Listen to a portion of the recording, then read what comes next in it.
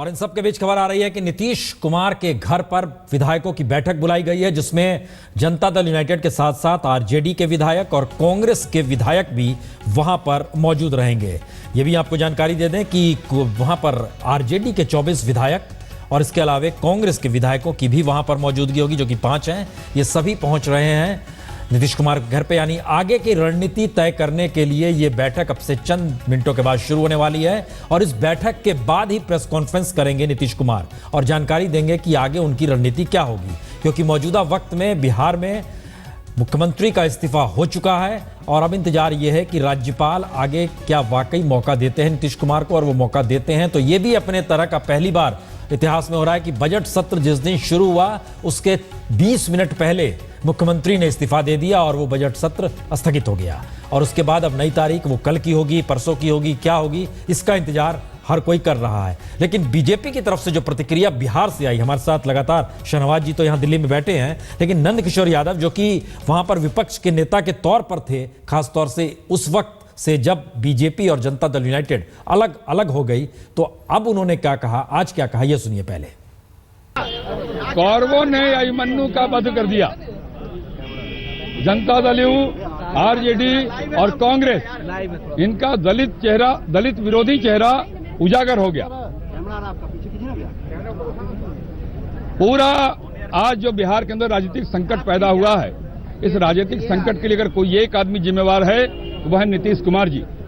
आपको ध्यान में होगा 2010 के चुनाव में 3/4 बहुमत से बिहार की जनता ने एनडीए गठबंधन को वोट दिया था, लेकिन 3/4 बहुमत के बाद भी प्रधानमंत्री बनने की लालसा ने बिहार को इस राजनीतिक संकट में ढकेलने का काम किया है। 3 बार विश्वास मत की नौबत आ गई और इसके लिए केवल जिम्मेवार अगर कोई है तो केवल नीतीश कुमार जी। आज भारतीय जनता पार्टी ने पहले भी तय किया था, ना तो हम इस सरकार में, मांझी जी की सरकार में शामिल होंगे, ना हम अपनी कोई सरकार बनाने की चाहत रखते थे। हमने तो केवल ये निर्णय लिया था कि एक महादलित समाज के व्यक्ति को, एक गरीब व्यक्ति को जिस प्रकार से जदयू आरजेडी ने अपमानित किया है, कांग्रेस ने अपमानित किया है, हम उस महादलित मुख्यमंत्री के साथ अपने को खड़ा रखेंगे। और भारतीय जनता पार्टी अपनी स्टैंड पर कायम रही। मांझी जी ने क्यों इस्तीफा दिया है, इसके बारे में मांझी जी विस्तार से आपको बताएंगे।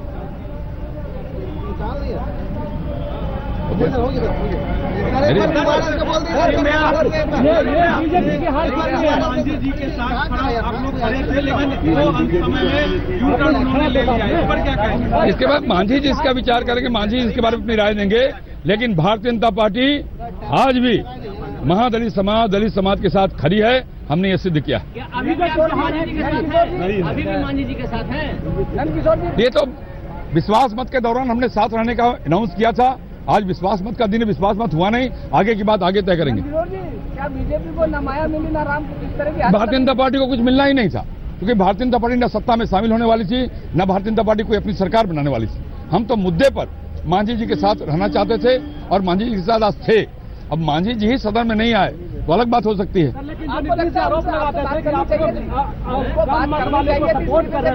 ये इसके बारे में मांझी जी बताएंगे। नीतीश जी का आरोप था कि अल्पमत साहब को सपोर्ट कर रहे हैं, साबित कर रहे हैं, आरोप साबित हो गया ना आज। देखिए, कौन अल्पमत में है, कौन बहुमत में है, इसका फैसला सदन में होना था और बहुमत का जुगाड़ करना मांझी जी का काम था, मेरा काम नहीं था। मेरा काम इतना ही था कि हम उनके साथ अपने को खड़ा रखते। और आज भी आप देख रहे हैं बीजेपी के 88 विधायक पूरी तरह से मुस्तैद होकर उस सवाल पे खड़े थे। लेकिन कौन सी परिस्थिति पैदा हुई, ये मांझी जी बताएंगे। नहीं, आप निराश हैं या नहीं? बीजेपी का क्या सीधे तौर पर? देखिए, भारतीय जनता पार्टी कहीं से भी निराश नहीं है। हम कभी भी बैकडोर से सत्ता प्राप्त नहीं करना चाहते। 6 महीने के बाद विधानसभा के चुनाव होने हैं। जनता देख रही है, सारी चीजों को गौर से देख रही है। जनता ने हॉर्स ट्रेडिंग देखा है नीतीश कुमार जी का। जनता ने यह भी देखा है कि अनैतिक गठबंधन किया गया है।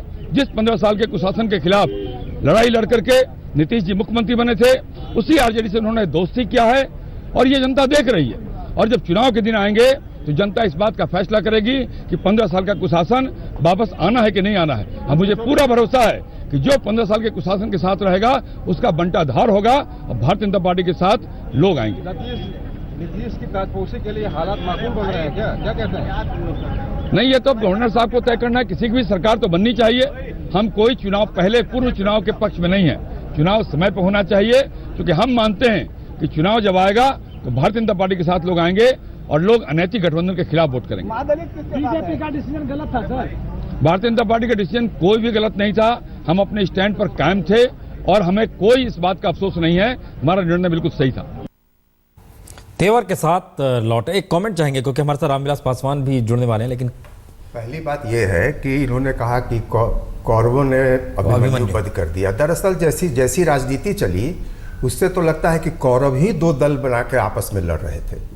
दूसरा कि मांझी ने एक अपने को मतलब मुक्त करने की जो लड़ाई छेड़ी, आज वो इस्तीफा देने के बाद उतना ही कठपुतली और उतना ही दबे कुचले लग रहे हैं। ये दूसरा कमेंट है। तीसरा कि बीजेपी को दूसरे दलों से स्लोगन, शब्द, राजनीति झटकने की लत है। तो अब महादलित जो है वो महादलित की जो राजनीति या महादलित शब्द जो है वो अब बीजेपी के पास चला गया है। हम एक मिनट, रामविलास पासवान क्या कहते हैं? बालकृष्ण, बात कीजिए। बिहार में तेजी से बदलते राजनीतिक घटनाक्रम के बीच मुख्यमंत्री ने इस्तीफा दे दिया है। आखिर ऐसा क्यों किया जब बीजेपी उनके साथ थी? हमारे साथ हैं केंद्रीय मंत्री रामविलास पासवान। पासवान जी, बीजेपी साफ कह रही थी कि वो मांझी के साथ है, फिर आप लोगों ने बीच मझधार में उसकी नैया क्यों डुबा दी? नहीं, हम लोगों ने कहा उन्होंने इस्तीफा दिया है ना। और मेन चीज़, सबसे बड़ी बात देखिए, जो मामला वहाँ है कि नीतीश कुमार का है कि नीतीश कुमार की पॉलिसी क्या है। पहले उसने दलित महादलित बना करके पासवान को मारा दलित के नाम पर, और उसके बाद फिर उसने महादलित के नाम उसने बनाया जीतन राम मांझी को। और जीतन राम मांझी ने कोई दलित के खिलाफ में कोई काम नहीं किया, कोई क्या कहते हैं कि पार्टी के खिलाफ में काम नहीं किया। चूंकि वो काम कर रहा था तो फिर उसकी बलि उसने चढ़ा दिया। लेकिन ये एक बात किसी से छिपी नहीं है कि जीतन राम मांझी जो कुछ भी कर रहे थे उसके पीछे ताकत आप लोग दे रहे थे, आपके शह पर, आप लोगों के शह पर। वैसा नहीं, हमने लोक जनशक्ति पार्टी ने शुरू से कहा, हमारे पास में तो कोई एमएलए था नहीं। हमने तो शुरू से कहा था कि हमारा नैतिक समर्थन क्या कहते हैं कि है, और महादलित समाज से आते हैं, बीजेपी महादलित समाज से आते हैं, वो हमारे क्या कहते हैं कि भाई हैं, आज भी हमारे भाई हैं। तो बीजेपी शह दे रही थी उनको कि नहीं, बीजेपी इसलिए सारे दे रही थी, बीजेपी सह नहीं दे रही थी, बल्कि बीजेपी एक महादलित क्या कहते हैं कि व्यक्ति जो है वो हिम्मत करके जो है नीतीश कुमार के तानाशाही के खिलाफ में उठ खड़ा हुआ। जो नीतीश कुमार चाहता था कि हमारे पॉकेट में रहें, और उसको क्या कहते हैं कि नकार करके काम करना शुरू कर दिया गरीबों के लिए, और नीतीश कुमार को बर्दाश्त नहीं हुआ। तो स्वाभाविक है कि जो राजनीति में इनेमी माय फ्रेंड होता है, दुश्मन का दुश्मन मेरा दोस्त था। यदि वो नीतीश कुमार हमारा राजनीतिक हमारा क्या कहते हैं कि दुश्मन है या राजनीति में हमारा प्रतिद्वंदी है, तो उसके खिलाफ में यदि जीतन राम मांझी एक महादलित परिवार का आदमी लड़ रहा था, तो क्या हम उसको क्या समर्थन नहीं करते? लेकिन दुश्मन के दुश्मन को ठिकाने लगाने में आपको बिहार के स्टेट की कोई चिंता नहीं है कि जब से जीतन राम मांझी?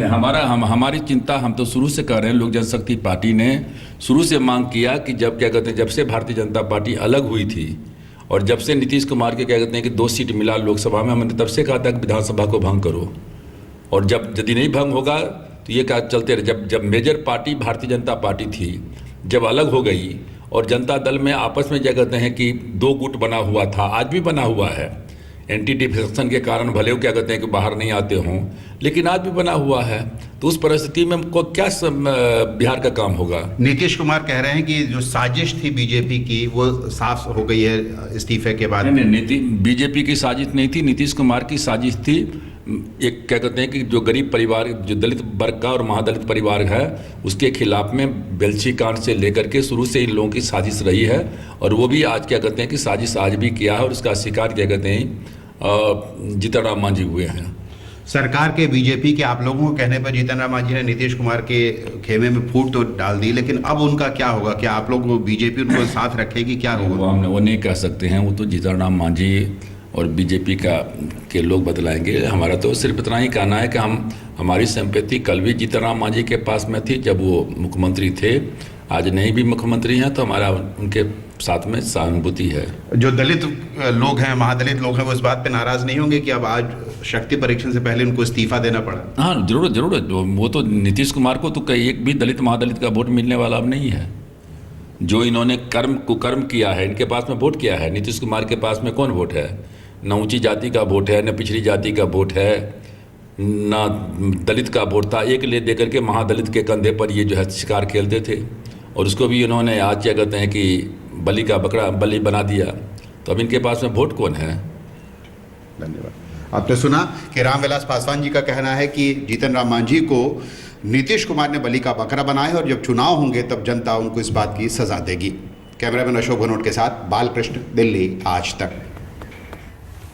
जो बात शहनवाज जी आप नहीं कह पा रहे थे वो हमको लगता है रामविलास पासवान जी ने कह दी कि दुश्मन का दुश्मन दोस्त होता है।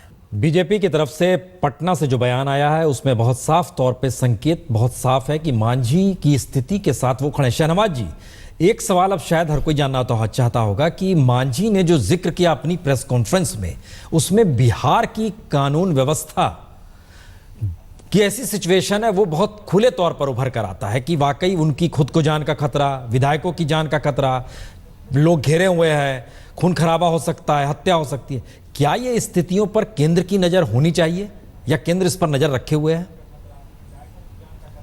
देखिए, नजर तो रहती है केंद्र की, लेकिन वाजपेयी जी ये बताइए कि जब चर्चा ये भी होनी चाहिए कि नीतीश कुमार जी के साथ कौन ऑपरेट कर रहा है। अनंत सिंह एक से एक बाहुबली उनके पार्टी में है, नाम भले सुशासन बाबू उन्होंने कर लिया हो।